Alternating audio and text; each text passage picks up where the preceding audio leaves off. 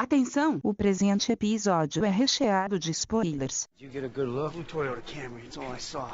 It's the Hortons, dog. It's not gonna make it. Go see if they're home.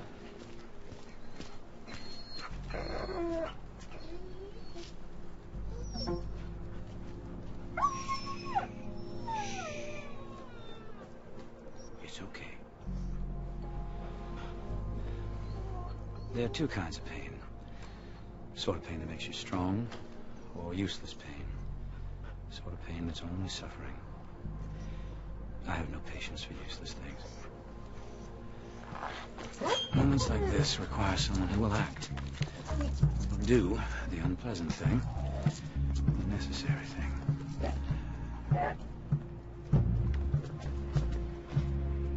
There. No more pain.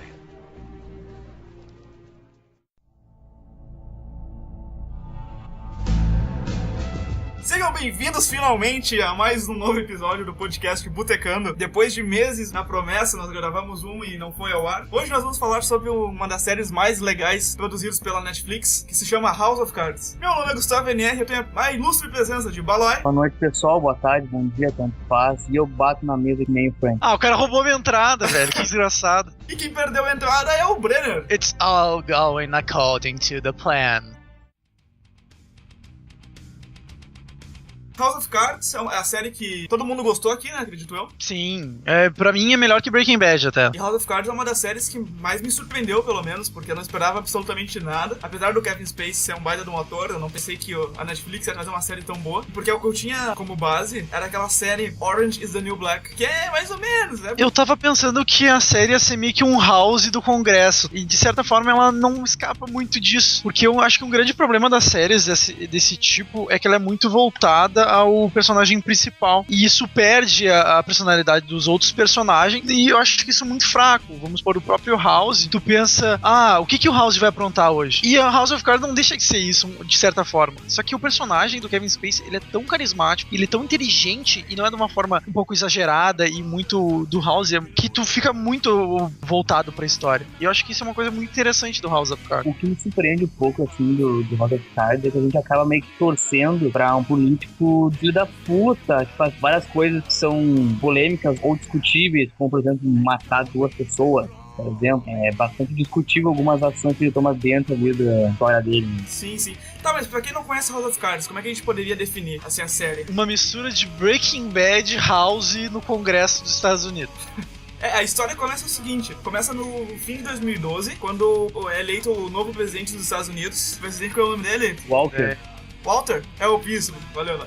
Walker. Isso, Garrett. Não é Walter White. É Garrett Walker. O Frank Underwood, que é o personagem principal, que é o Kevin Spacey. Ele teve uma grande participação na vitória desse presidente, na campanha eleitoral dele. E foi prometido pra ele um cargo de chefia, que é o tesoureiro, eu acho. Não, é Secretary of State. Como se fosse o Ministério das Relações Internacionais do Brasil, sabe? O Itamaraty. Isso seria o cargo prometido pra ele. Mas aí ele leva uma rasteira e ele acaba continuando no Congresso. Ele quer se vingar, ele começa a ficar puto com todo mundo e ele quer chegar ao poder, não importa como, né? Bem claro pra mim, pelo menos, qual é a função dele, porque eles falam que ele é líder do Congresso. Ele faz um meio de campo entre os dois partidos, entre os republicanos e os democratas, é isso? Cara, ele pode ser simplesmente um deputado muito influente, não precisa ter um cargo específico pra ser considerado o que ele é. Tanto que ele, na realidade, o fato de não botar ele naquela posição que ele foi prometida é porque eles queriam que na gestão do Walker tivesse alguém no Congresso pra poder apoiar o presidente. Então não foi simplesmente vamos patifar desse cara, mas foi uma estratégia política que levou a isso. Só que o problema é que o Frank não ia se favorecer tanto, ele ia continuar na mesma. Por isso que ele tenta se vingar dessa forma, porque ele quer poder, né? Então quanto mais alto, mais poder ele tem. Parece que o cargo que ele ocupa é como se fosse um presidente do Congresso, alguma coisa desse tipo, assim. Ou ele é dentro do partido, ou ele é o líder, porque ele é democrata. Eu não acho, né? Que ele é um Sarney dos Estados Unidos. Como é diferente os Estados Unidos daqui, a gente não tem como comparar, né?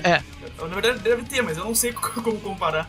Pois é. Qual é o cargo que ele ocupa dentro do Congresso americano. E aí ele fica indignado e ele vai tirar satisfação com o presidente, mas o presidente não o recebe. Quem recebe é a secretária dele, a Linda. Isso aí. E ela explica pra ele por que ele vai continuar no Congresso. E ele fica indignado, mas ele não demonstra, né? Então ela deixa ele encarregado de um projeto de uma lei pra modificar o modo da educação federal dos Estados Unidos. E ela fala que o grande projeto do presidente é em 100 dias apresentar essa lei. E ele consegue em menos, não consegue? Ele junta uma equipe de especialistas, digamos assim, de educação, que não fica muito claro quem são, né? Estagiários, né, cara? Fica bem claro que são estagiários ali, né? Não, ele não faz estagiários, ele faz uma coisa muito melhor, na realidade. Ele pega alunos de Harvard, sei lá, gente muito inteligente, só que não tem nome nenhum. É muito fácil de descartar, assim. Ou seja, tu pega uma mão de obra que é muito especializada, só que ela não tem nome. Uma coisa que vale muito, que é muito visado, né? Que é a mesma coisa que tu pegar um cara que não tem doutorado, tu botar o teu nome em cima. Então a credibilidade vai toda pra ti. Então é mais ou menos isso que o Frank faz, ele não contrata estagiário. Fica meio que claro, assim, na série que os caras ficam meio que 24 horas tomando café, estudando, lendo, né, cara? O Frank entra na sala e eles falam assim, não, mas que cheiro horrível esse? É o cheiro de 7 pessoas uma semana sem tomar banho, sabe? Parece que é um trabalho bem difícil, bem forçado. E aí o legal dessa série é que ele trata de influências, né? E logo nos primeiros episódios já aparece um cara que vai servir como um fantoche pro Frank, que é o deputado Peter Russo. E no início da série mesmo, a gente já vê que o Peter Russo é o cara mais fracassado possível, né? Ele é deputado, mas ele é alcoólatra, ele mexe com prostituta. Porque ele não é um deputado que entrou na política como um político. Ele entrou como um trabalhador representando um grupo social, que na realidade seria o ideal. Só que eu não sabia as maracutaia, então era muito fácil de saber manipular ele. E aí ele foi pego dirigindo alcoolizado e com uma prostituta, que nos Estados Unidos é ilegal. Aqui também, a primeira parte, pelo menos. A primeira parte, sim. A segunda não. A segunda não. Viva a democracia. É. O chefe de polícia tem contato com o Doug dos cabeças, é um dos aliados. É o chefe de gabinete do Frank, é. Isso. O curioso dessa cena é que o primeiro episódio, esse fato, ele permeia toda a série, né? Até a terceira temporada que tá por chegar. Sim, sim. É bem curioso porque ele vai levando, assim, o Doug a fazer algumas atitudes que vão sendo brechas, né? Pra chegar ao Frank ali. O Francis tem noção do que tá acontecendo com o Peter Russo. Ele tira o Russo da cadeia, por baixo dos panos, né? Essa oficialmente. O Frank vai lá e fala, né? Eu sei o que aconteceu com você. E ele fala assim, você sabe que nada é por acaso, né? E ele pergunta assim, o que você quer? Eu faço qualquer coisa. Eu quero sua lealdade extrema. O Frank fala algo assim, daí tu já vê o estilo de atitude do Frank, né? Que é um cara manipulador, que utiliza das fraquezas das pessoas pra conseguir subornar. Solicitation, controlled substances, driving under the influence. Got quite a long list of hobbies. What is it you want?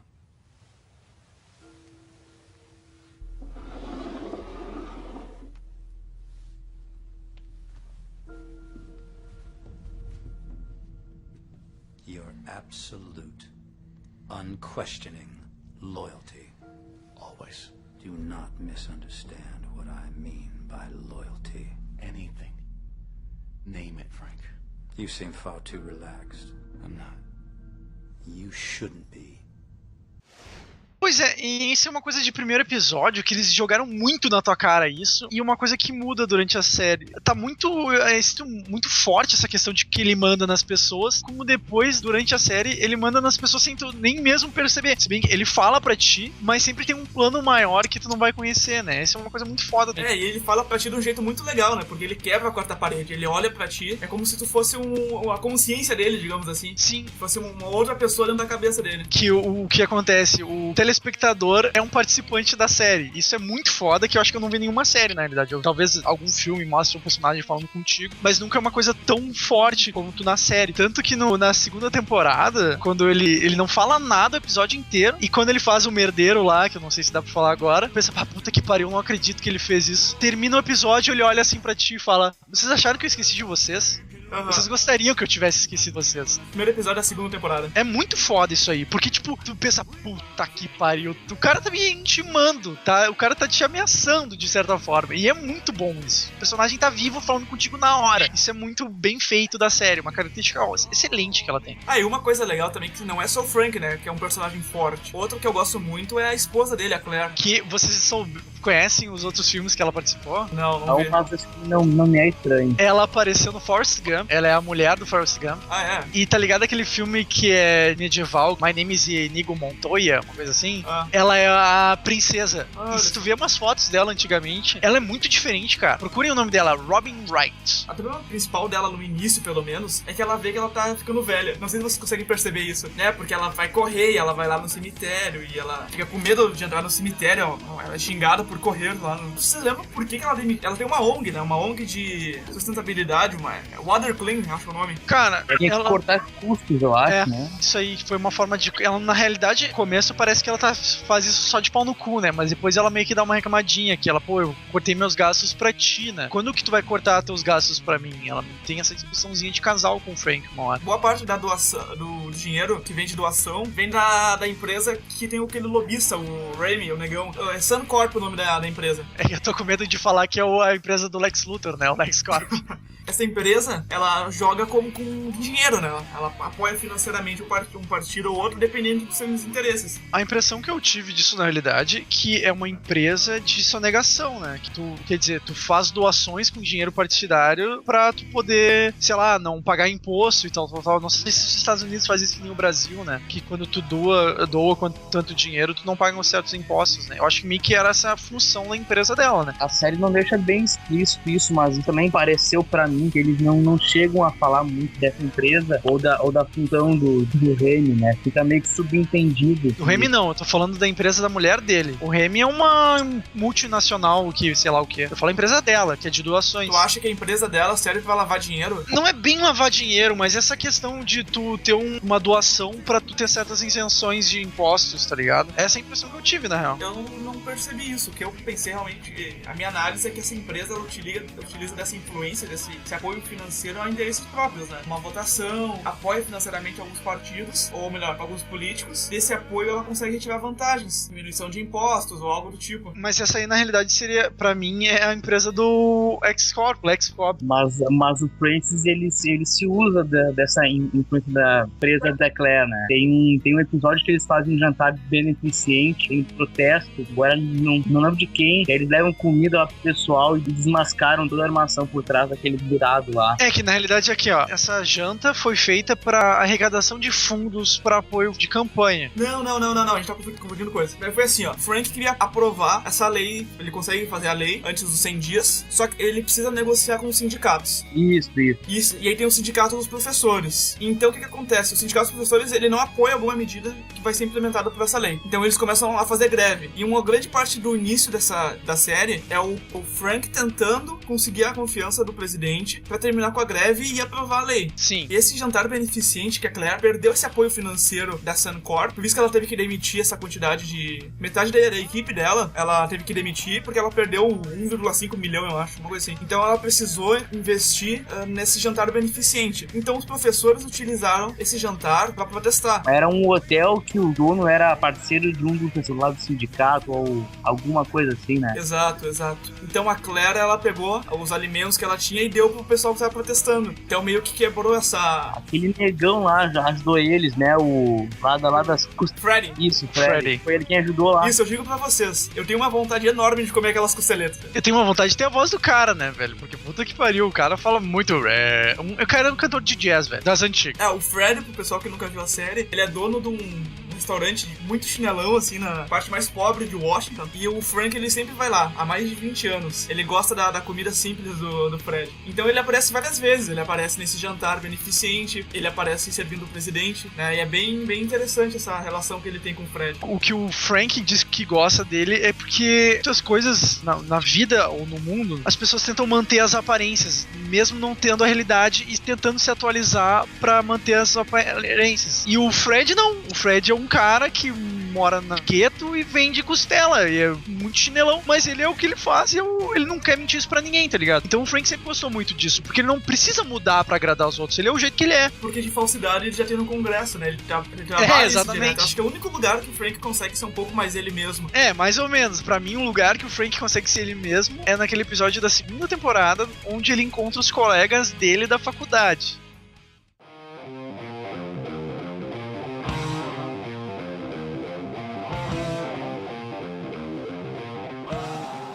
que acontece um problema lá no distrito do Frank, que ele tem que voltar pra Carolina do Sul. Foi um acidente que uma pessoa tava olhando um outdoor ou algum... Uma torre de água. Isso. Uma adolescente de 17 anos estava enviando um SMS pro namorado, dizendo como parecia uma bunda aquele pêssego, que em formato de... torre de água em formato de pêssego. Não, na realidade não parecia uma bunda, parecia uma rola. Pode ser uma rola, uma bunda. Ela bateu o carro e morreu. Então o pessoal tava colocando a culpa no Frank, porque o Frank tinha dito pra continuar com a torre d'água, porque ele queria que continuasse, e o outro candidato a deputado pelo distrito queria que não fosse abaixo a torre.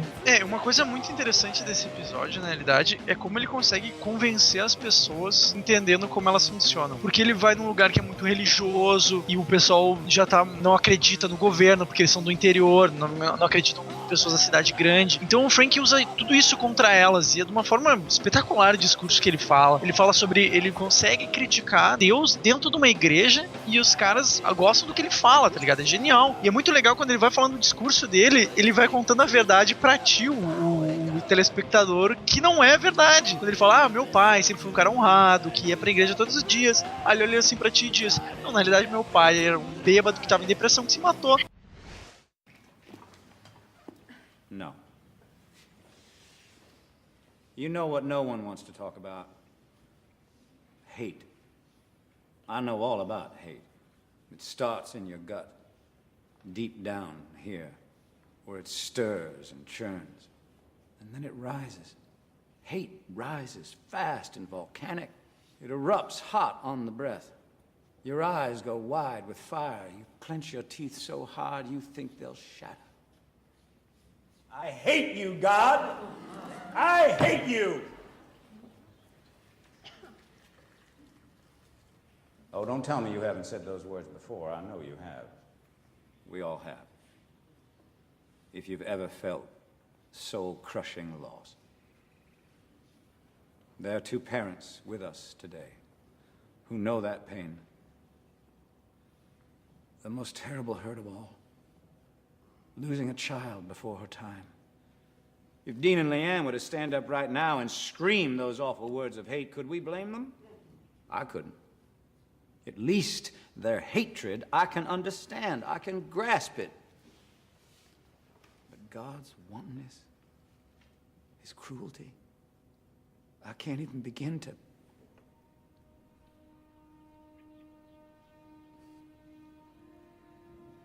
My father dropped dead of a heart attack at the age of 43 years old. And when he died, I looked up to God and I said those words. Because my father was so young, so full of life, so full of dreams. Why would God take him from us? Truth be told, I never really knew him or what his dreams were. He was quiet, timid, almost invisible. My mother didn't think much of him. My mother's mother hated him. The man never scratched the surface of life. Maybe it's best he died so young. He wasn't doing much but taking up space. But that doesn't make for a very powerful eulogy, now does it? É muito, muito legal essa cena, né? Porque ele tá falando uma coisa, porque ele vai pra igreja pra tentar amenizar as coisas, né? Começa um discurso. Então ele parece um cara mega religioso comentando com as pessoas, mas ele olha pra esquerda, olha pra ti e fala assim, meu pai era um bêbado, ainda bem que ele morreu, uma coisa assim, né, cara? E outra coisa legal também é que, tipo, quando ele vai falar com os pais da guria, que eles estão putaços, perderam a filha, esse cara, é culpa desse cara que minha filha morreu, tal. Ele começa jogar os orgulhos das pessoas contra elas mesmas. Vamos por ele falar uma frase que eu acho genial, que o maior orgulho dos humildes é só humildade. E isso é genial porque humildade e orgulho são coisas opostas. Só que é verdade. As pessoas têm orgulho de serem humildes. E ele consegue botar uma coisa que vai fazer a filha de vocês serem reconhecidas, vai ser pra caridade e tudo mais. Eles vão acabar cedendo. Porque é como funcionam as pessoas, né? É muito genial isso aí. Ele tem uma autoridade muito grande. Tanto que uma cena, pra mim, a minha cena favorita da série é quando ele vai enfrentar aquele... Talvez, eu não sei se a série não explica muito isso, mas provavelmente com a quantidade de dinheiro que ele tem, ele é até mais rico que o nosso mundo real, né? Que é um chinês que tem 60 bilhões de dólares. E aí ele quer provar um negócio, sei lá o que é. E aí uma hora o chinês vai ameaçar ele. Ele fala assim, você realmente me quer como inimigo? Eu tenho muitos recursos e posso usá-los todos contra você. Aí o Frank fala assim pra ele, 60 bilhões de dólares? Isso deve ser o PIB do Cazaquistão. Eu sou vice-presidente dos Estados Unidos. Você realmente acha que eu me importo se ser seu inimigo? Aí tu fica... Pá! É muito foda quando o Frank faz isso. Fatality. O cara, humilhou um cara que é muito foda, um cara com 60 bilhões de dólares na conta. É genial. Isso é bem legal. É não só questão de influência, mas é que ele te dá uma perspectiva do que é o poder, né? Ele separa uma coisa muito importante que a gente vê, porque a gente acha que dinheiro é poder. Não, deixa de ser. Só que o Frank, ele te mostra que existe uma coisa mais importante que o poder, tanto que ele tem uma frase que eu acho genial. É mais importante que o dinheiro. Que é mais importante que o dinheiro. Que ele fala assim, o dinheiro te compra uma casa na frente da praia de 14 andares. O poder te dá a casa velha que durará por 100 anos, tá ligado? Porque, tipo, não adianta tu comprar uma casa gigante que pode não durar nada por causa da estrutura, não é planejado, não tem uma sustentação. Porque o dinheiro, ele vai e volta muito rápido, né? Se bem que as pessoas ricas continuam ricas tirando aí que artista. Mas esse é muito foda, porque ele mostra que existe coisa mais poderosa do que o dinheiro. E ele usa muito isso.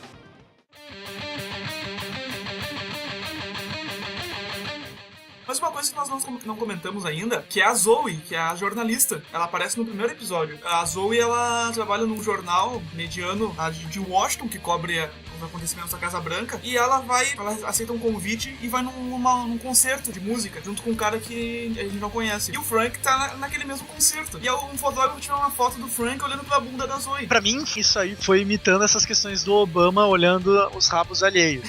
Pode ser. O legal da série é que ele pega alguma coisa da vida real e traz pra dentro da série, né? Sim. Ele traz algumas situações, por exemplo, Deep Web, drones pra dentro da série, ele traz alguma coisa do mundo real pra dentro da série, né? Exato. Fala a gente se sentir dentro do mundo real. Exato. E a Zoe, que é uma jornalista ambiciosa, que ela não gosta do que ela faz, ela recebe essa foto e ela vai à procura do Frank pra tentar algum acordo com ele, pra ver se ele consegue. Na realidade, ela tenta chantagear ele. E ele usa essa chantagem barata a favor dele. Isso é uma outra coisa genial. Como é que é o acordo dele? O Frank dá algumas notícias que são exclusivas, né, digamos assim, direto do Congresso. Como, por exemplo, ele dá o projeto de lei da educação. O primeiro esboço ele dá e ela publica no jornal, enquanto ela posta notícias que dão alguma vantagem ao Frank. O que acontece? Ele dá, que todo repórter quer, uma notícia bombástica que possa causar grande polêmica, que no caso afetaria algum político. Só que o Frank, ele dá notícias que afetam os rivais dele, ou inimigos políticos, sei lá. No caso que vai favorecendo ele. É muito interessante isso. Esse tipo de relacionamento com ele, com a repórter, ou com a imprensa em si, fica bem explicado mais no final da segunda temporada, que ele solta aquela notícia sobre o impeachment. Daí todo mundo começa a falar impeachment. Aí ele assim fala pro mundo, tá, mas ele nem foi julgado ainda, já estão falando nisso, já estão falando que vai ser o veredito. Mas ela, no início mesmo, já é assim. Não sei se tu te recorda, quando ele entrega aquele projeto de lei, o cara que tava encarregado, ele já fica com medo, ele já se sente pressionado pela mídia. Então ele já sai da relatoria desse projeto e passa pro Frank, né? Isso é bem no início, isso já também, cara. Então ele utiliza a mídia a seu favor. Claire, ela tem uma ONG, ela acaba por precisar arrecadar mais dinheiro. Então ela liga por um fotógrafo que se chama... sei lá. Caramba. O cara não faz a mínima ideia do nome dele. É, o fotógrafo lá. Vocês conhecem. É um fotógrafo louro lá, o belazão. Sim, eu sei. O francês... Porque ele é fotógrafo pra ele doar algumas fotografias pra um leilão silencioso. Tu já percebe, né, que eles já tiveram ou tem algum tipo de relacionamento, né, cara? Adam Galloway. É o Galloway, isso. Já percebe que eles têm algum tipo de relacionamento, mas Claire vai ao hotel que ele tá hospedado, mas eles não se relacionam nem nada, depois volta. Tem um climão assim, né, cara? O que é curioso isso na série e no relacionamento da Claire com o Frank é que eles sabem as coisas que eles fazem fora do relacionamento e a forma como que eles lidam com isso, né? O que na realidade tu descobre que os caras são um amor livre e swingueiro do caralho, né? O relacionamento deles não é o comum, eles estão ali pra ganhar vida, porque na realidade o que importa não é as relações afetivas que tu tem, mas o quanto que eles vão ganhar, o quanto poderosos eles vão ficar. Essa é a maior importância da união deles. E tu vê que na verdade eles se amam pra caramba, né? No primeiro episódio o Frank já diz isso. Porque eles são iguais. Eu amo ela tanto quanto tubarão gosta de sangue. Eles se gostam porque eles são... Por causa das suas ambições fazem eles se gostarem tanto. Não é nem as relações afetivas. É por isso que eles são juntos, que eles são ambiciosos. Exato. Até, por exemplo, na segunda temporada, acho que eu posso falar, tem aquele relacionamento com o Mitchum, que acontece lá um negócio, eles começam a se pegar e se beijar. Daí, na manhã seguinte, o Francis: oi, tudo bem, Claire? Tomou café? Sim. Você, tudo bem também?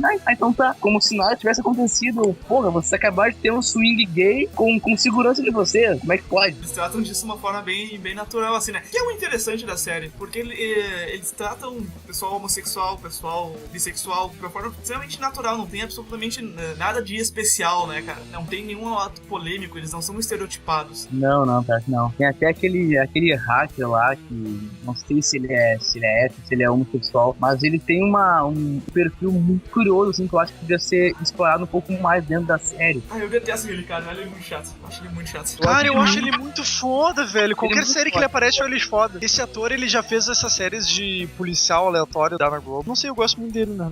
Dentro da série, ele podia ser um pouco mais explorado lá. Isso vai acontecer daqui a pouco, cara. Já te confirmo isso. Uma coisa que nós não falamos é que aquela prostituta que estava com o Peter Russo, ela é subornada a não falar nada, né? A se manter quieta pelo Doug. Então, a gente tem mais... Que na verdade a série é cheia de personagens, né? Ela vai ser importante mais para frente, assim. O que eu achei curioso dessa personagem é que o Francis, eu acho que posso falar sem spoiler, ele matou a Zoe, ele matou o Peter Russo. Por que ele não matou a Rachel? Ele não conhece ela. Ele não conhece, quem tava tratando disso era o Doug já tava se apaixonando por ela. Ou, não sei se apaixonando, aquele relacionamento estranho que eles tinham. Eu como psicólogo diria que era um conflito edípico mal solucionado com a mãe dele, que ele transferiu pra mulher. Pode ser. Olha só, um profissional. Não, gente profissional de outro nível, né? Bom, e aí o Frank consegue resolver a questão da guria lá da Carolina do Sul. Consegue implementar o projeto de lei, ele ganha a confiança do presidente, ele consegue terminar com a greve, e o Frank quer mais, ele quer mais do que isso. Ele consegue colocar uma aliada dele como secretária de Estado, que é aquela lourinha, e aí ele vê que o vice-presidente dos Estados Unidos, ele não tá contente com a posição dele, porque ele não tem poder algum, né? Esse vice-presidente é da Pensilvânia, o Francis trama desde o início. Ele vai colocar o Peter Russo pra concorrer a governador na Pensilvânia, ele vai destruir o Peter Russo, porque nas últimas semanas não vai ter ninguém pra concorrer. Então o que ele pretende colocar? Ele pretende colocar o vice-presidente dos Estados Unidos pra concorrer a governador. Isso foi tudo planejado ou foi um acaso? Não, foi tudo planejado. Peter Russo, como ele já era alcoólatra, problemas com drogas, ele se tornou uma peça muito maleável, muito fácil de se ludibriar. Francis falou: não, vai ser o próximo governador. Ele conseguiu o apoio do vice-presidente dos Estados Unidos, mas aí nas últimas, faltando 2-3 semanas para as eleições, Peter Russo ele começa a beber de novo, porque ele utiliza a garota de programa a Rachel, a garota de programa que foi encontrada junto com ele, ele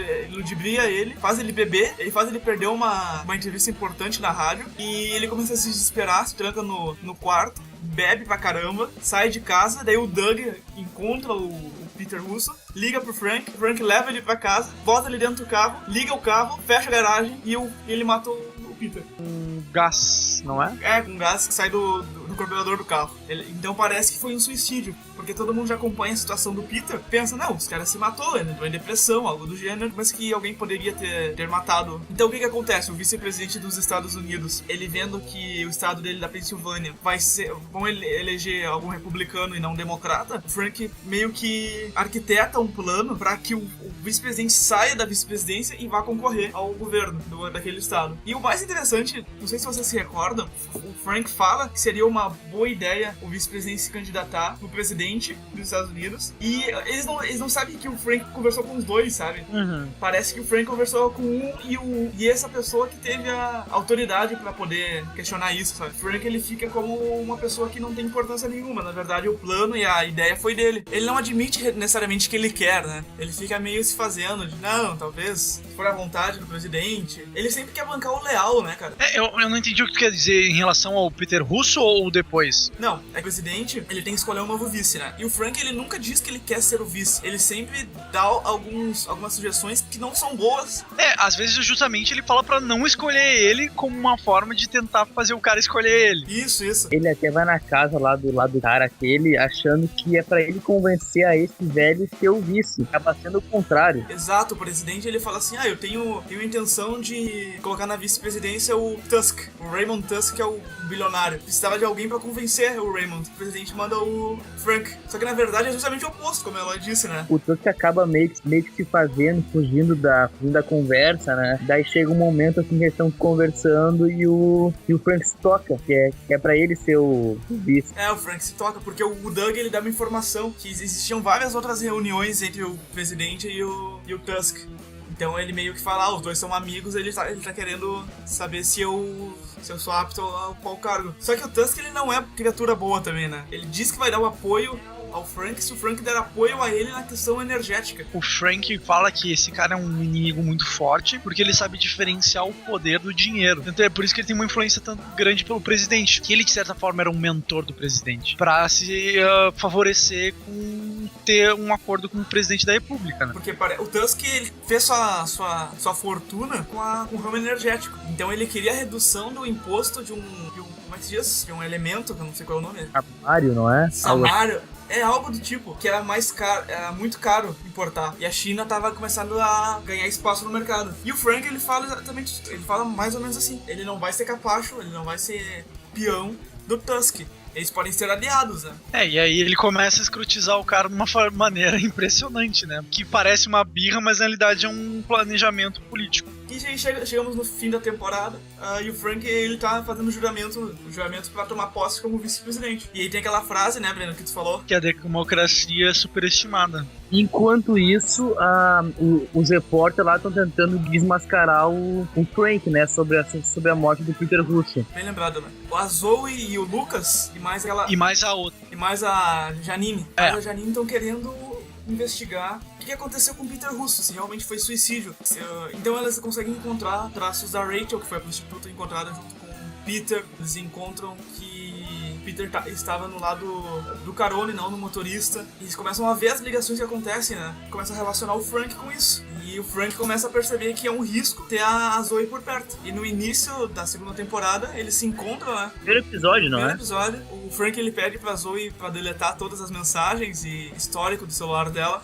Ele fala assim, tem duas opções. Ou tu continua com essa investigação e eu vou te derrubar, e tu sabe que eu consigo. Ou a gente continua na mesma, eu vou te dando informação pra me favorecer, tu te favorece, e a gente continua. Exato. E aí no final, o Frank faz uma coisa que ninguém espera. Ela aceita o que ele quer, aí tu pensa, ok, vamos continuar nessa fodelança, né? Ficam se comendo sim. E aí ele pega e mata ela. E aí tu fica, puta que pariu. Ela vira guisado, né, Gustavo? Ela vira um guisado, velho. Tá louco. Não, vocês esperavam isso? Não, tá ligado? Tu sempre fica pensando que o ator principal nunca vai... porque ela era de certa forma uma principal, né? E tu fica, mataram os caras. E aí tem provavelmente todos os fanboys de série ficaram, puta, mataram fulano. E aí o Frank conversa contigo e explica por que ele fez isso. É genial. O interessante nessas séries do Netflix, ou da Netflix, é que eles não dependem de audiência, né? Eles não dependem do público gostando ou não. Então eles podem matar quem eles quiserem. Seja a personagem principal, seja... Porque eles lançam tudo de uma vez, não importa a audiência pra eles. Pois é, mas não é só o House of Cards que agora tá matando um monte de personagem, né? Tem outras séries um pouco mais famosas que têm feito a mesma coisa. Matança total. Como Games of Thrones. Mas Games of Thrones é tão... comum, né, cara?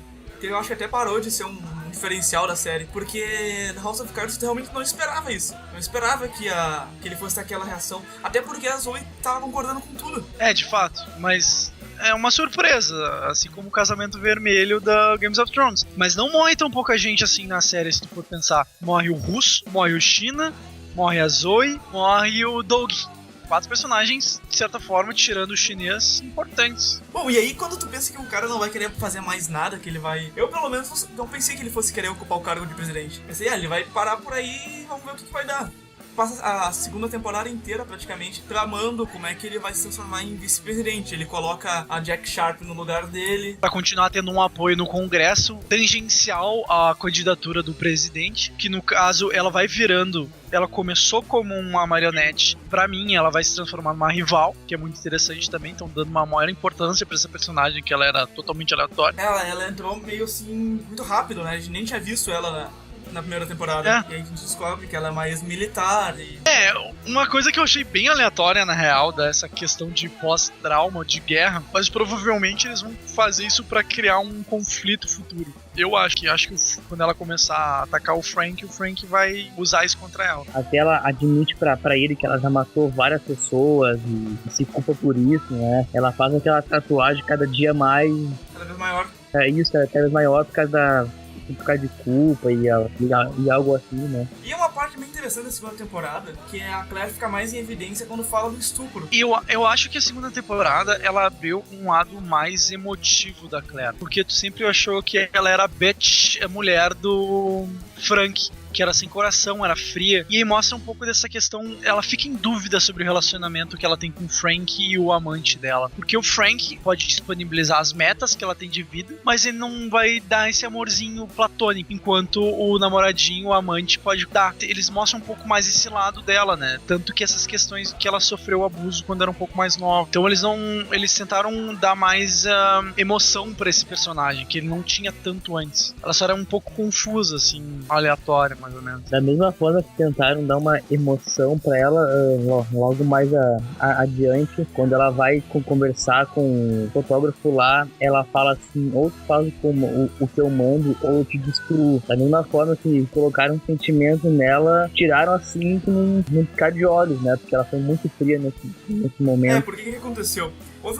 Entrou um novo personagem, um chinês bilionário, e tem um conflito de interesses entre o chinês, o Tusk e a presidência. Questão de apoio financeiro aos republicanos e democratas. Houve um desvio de apoio, de verba financeira. Então a segunda temporada passa mais ou menos nesse período onde o Frank ele quer voltar a ter o domínio do Congresso, porque parece que vai ter as eleições primárias, exato, algo do tipo. O Tusk ele quer destruir o vice-presidente, então ele utiliza o fotógrafo, que foi amante da Claire, pega algumas fotos dele e publica no jornal, na imprensa. Então o fotógrafo tem que colaborar com o Frank e com a Claire para ele não ser destruído. E o negócio do estupro, que eu acho bem interessante também, é que no primeiro episódio, o Frank atuando como vice-presidente, ele vai numa cerimônia, ele vai numa celebração militar, e a Claire encontra um ex-colega de faculdade que a estuprou, né? E aí depois ela fala isso, e ela manda o Frank não fazer nada, que depois ela ia dar jeito, e ela vai dar uma entrevista, e a entrevistadora pergunta se ela já fez algum aborto. Ela falou que sim e explicou a razão. Uma razão falsa, né? Porque ela tinha feito 3 abortos e colocou a culpa nesse general. Até essa parte do aborto e do projeto de lei que ela tentou criar, pra mim ficou meio que à toa, porque ela começou toda cheia de razão e começou a dar importância pra isso. Falou com a primeira dama, aquela outra mulher que também tinha sido escutada pela mesma pessoa, mas depois ela acabou desistindo do projeto pra poder fazer uma aliança com a Jack. Não sei se foi premeditado ou não essa desistência desse projeto. Eu acho que não houve desistência por parte da Claire. Me parece mais uma oposição da Jack, porque a Jack não queria que os militares fossem julgados pelos civis. E aí parece que houve esse conflito de interesse entre as duas, e o Frank meio que tentou ameaçá-la e não ameaçar a Jack. E ela, como é durona, ela não conseguiu.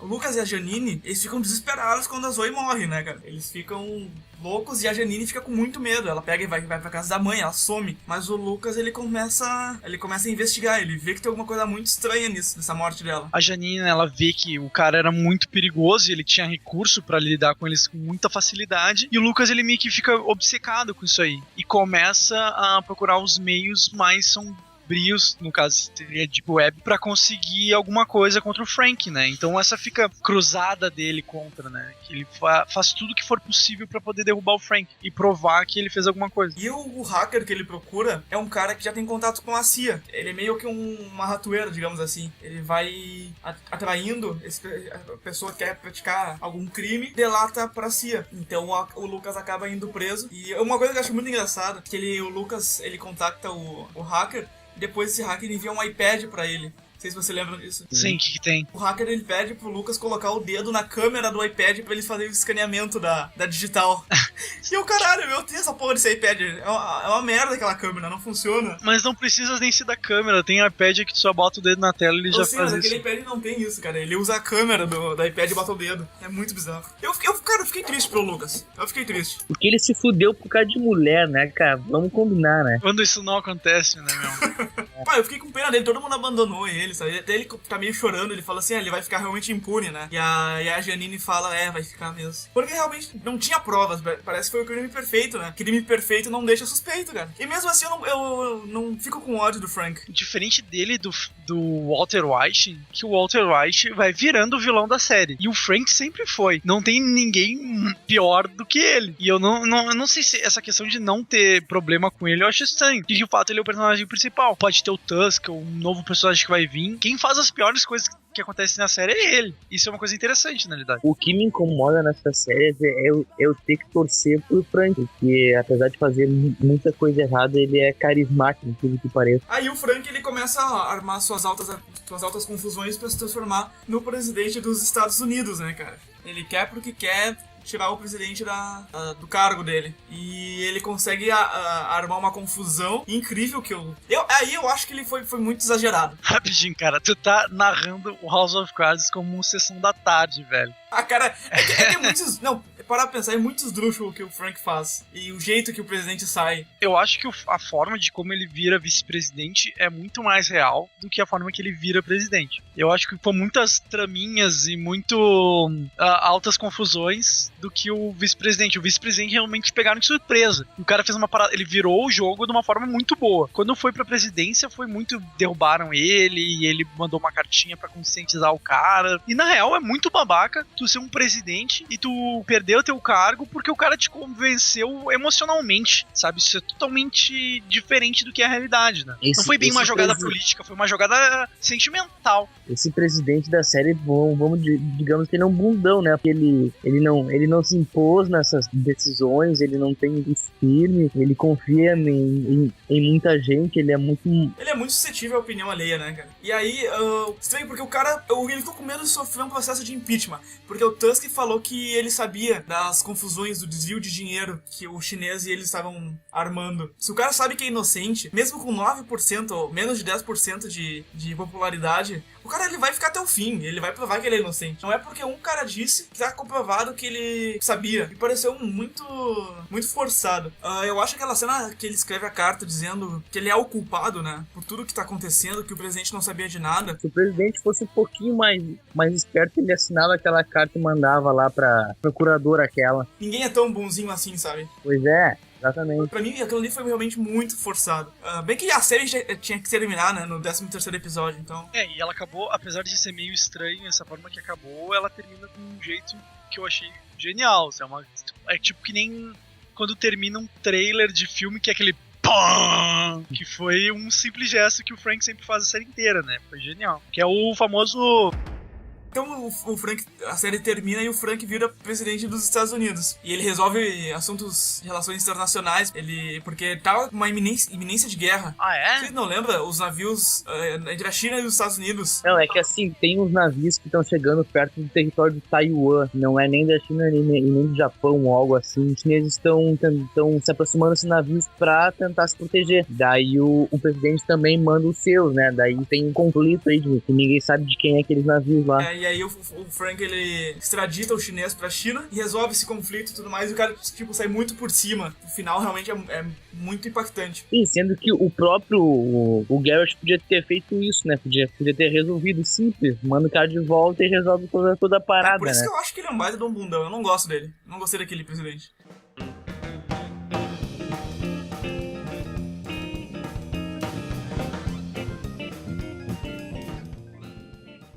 E aí, a terceira temporada foi confirmada pro dia 27 de fevereiro. E o que vai acontecer, cara? Porque ele vai dominar o mundo, vai ter uma terceira guerra mundial.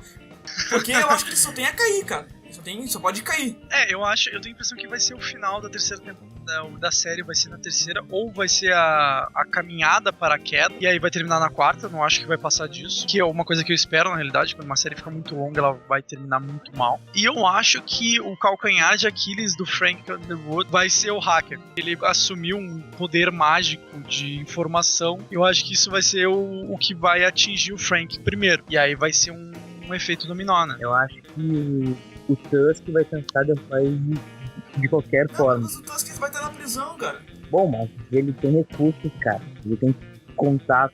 De alguma forma ele vai tentar derrubar ele. Não sei como ele vai tentar fazer isso. Mas acho que a série agora vai focar mais no hacker mesmo. Eu realmente não gostei daquele hacker. Eu achei ele meio perdido, sabe? Ele tá bem nas mãos da CIA. Aí eu realmente não acho que ele vai ter um papel. Talvez assim, ele vai revelar alguma coisa.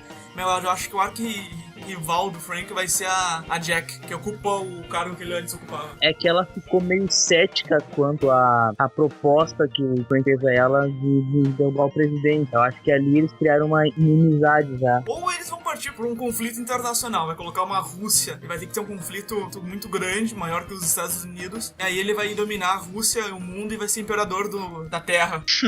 Eu acho bom. O curioso é que agora ele, como presidente, ele não vai ter certa liberdade que ele toma ali na série, como de se encontrar com a Zoe no meio do metrô. Ele não vai ter meios assim de fazer escondido. Que ele já vai perdendo quanto mais poderoso ele fica. Se tu for comparar o Frank deputado e o Frank vice-presidente. Eu já falei essa questão de House, sobre que essa questão do personagem ser muito centro da série. Mas eu vou te dizer que é a minha série favorita, competindo com Games of Thrones. Minha nota seria 10. E eu curti muito a série e eu sugiro todo mundo ver ela. Hoje em dia ela é minha série favorita. Eu já não vejo a hora de ver a terceira temporada. Tem alguns pontos, assim como o Daniel falou, que ela é muito focada em só um personagem. Tem alguns outros personagens que ficam muito à toa. Por exemplo, aquela mulher que a Claire contratou e que engravidou. Ficou muito à toa, não precisava. Tem que trabalhar melhor esses subroteiros, esses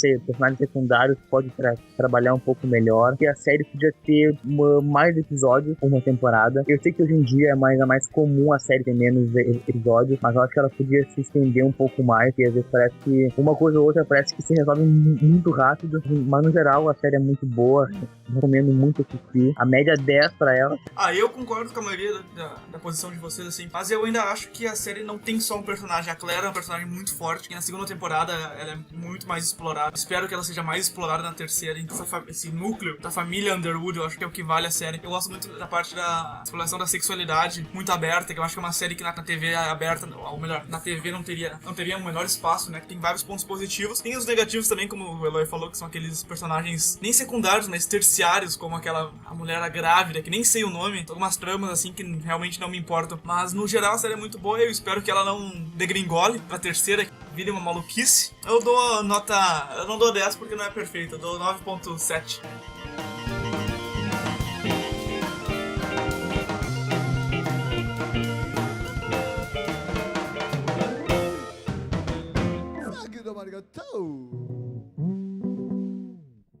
Podcast botecando@gmail.com